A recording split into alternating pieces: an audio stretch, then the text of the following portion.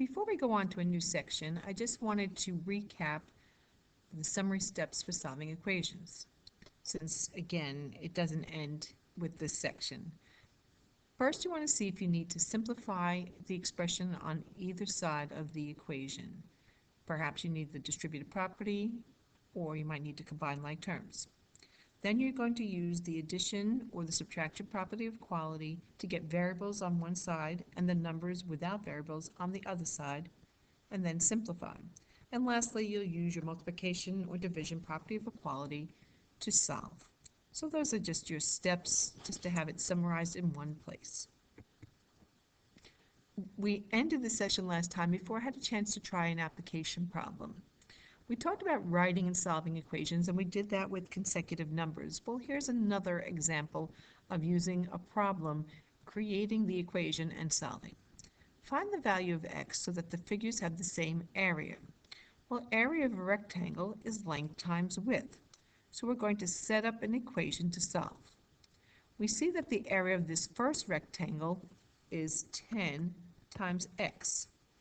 And the area of the second one is going to be 6 times the sum of 3 plus x. So let's set up the equation.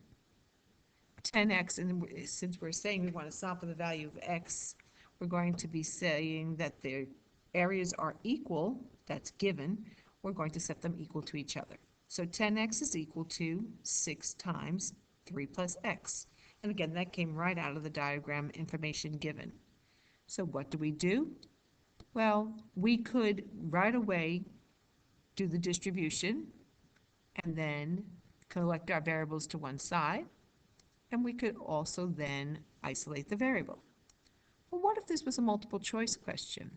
What if I said that x was equal to either 3, 4 and 5/10, 6 and 5/10, or 7? You don't have to do maybe as much work. You could still solve it and see what the answer is. Or this is an example of using your choices, all right, the answer choices to see which one works. So you could start one at a time, and you could start with your first number, which is 3. So I would have 10 times 3 is equal to 6 times 3 plus 3. I would go ahead and simplify the left and simplify the right. And I see that 30 does not equal 36, so I know that this is not my answer. So I'd like you to keep going to see if you can find what the answer is, and we'll discuss it in class. Here are two more multi-step problems, and again, we talked about those steps. Simplify first if possible. Move your variables with one inverse operation to one side, and all other terms, your constants, to the other, and then isolate your variable. Once again, we'll do these in class.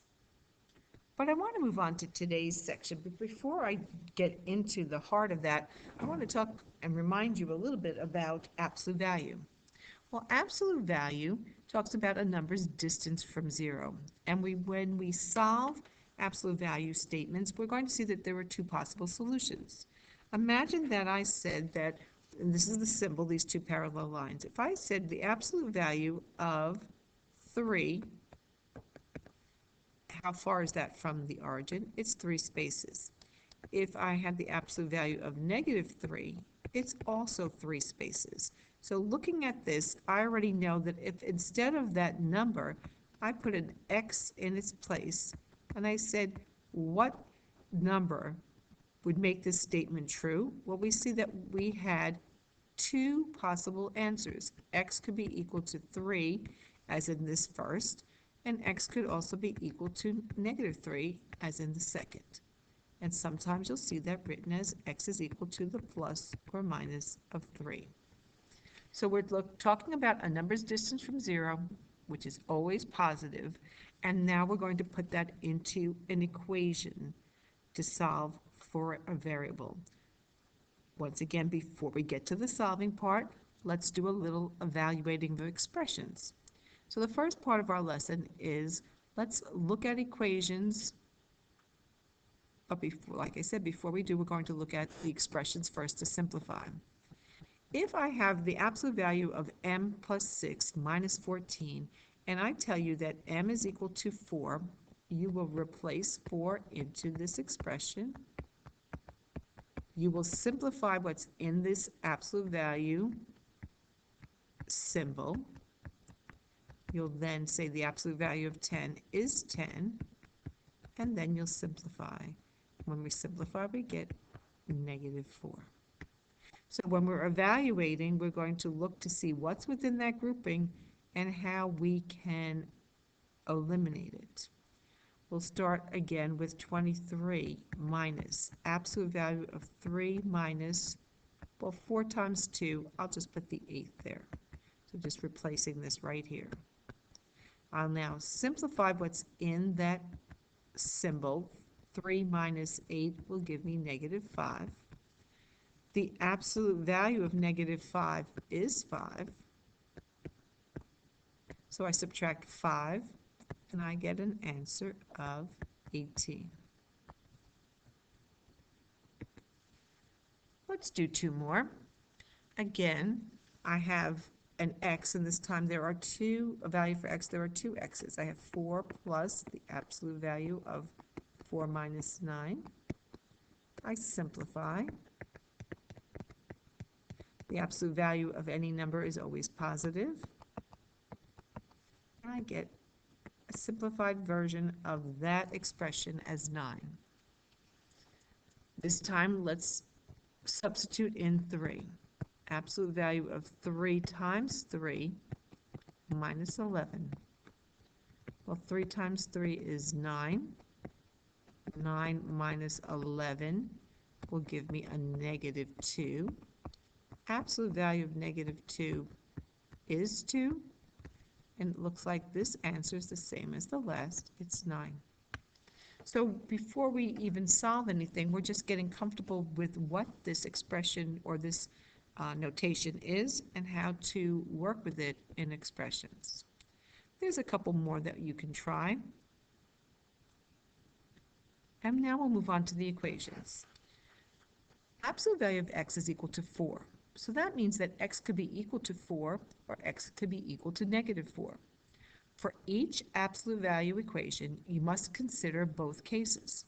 To solve an absolute value equation, first isolate the absolute value on one side of the equal sign if it's not already by itself. But we'll worry about that in a moment. If, once again, I want to know what value of x I could place in here to make this true, well, it could be 15, and it could be -15. When it's just an x in the symbol, it could be the plus, or it could be the minus. Those are the simple ones. What if there's now an expression inside? Well, I'm going to solve twice. Remember, we have to consider both cases where it's a positive or a negative. I'm going to have m plus 5 is equal to 17, and then I'm also going to do m plus 5 equals a -17, because what fits in this absolute value symbol could be either the positive or the negative. I'm now going to solve using one inverse operation. M could be equal to 12. I'm going to subtract 5 again on this side, and I get m is equal to a -22. Well, does that work? Well, 12 plus 5 is 17, and the absolute value of that is 17. I put a -22 in there, and a -22 plus 5 is going to give me a -17. And guess what? The absolute value of that is also 17. On to one more problem. This time I have y plus 2 equals 4. I'm going to solve it once the way I see it, because what number fits in here could be equal to 4. But remember, we have to consider both cases. It could also be equal to -4. We're going to isolate our variable. Let's subtract. Let's subtract again on the other side, watching my signs. I see these are my two values. So let's do the check. The absolute value of 2 plus 2. Well, absolute value of 4 is 4. It checks.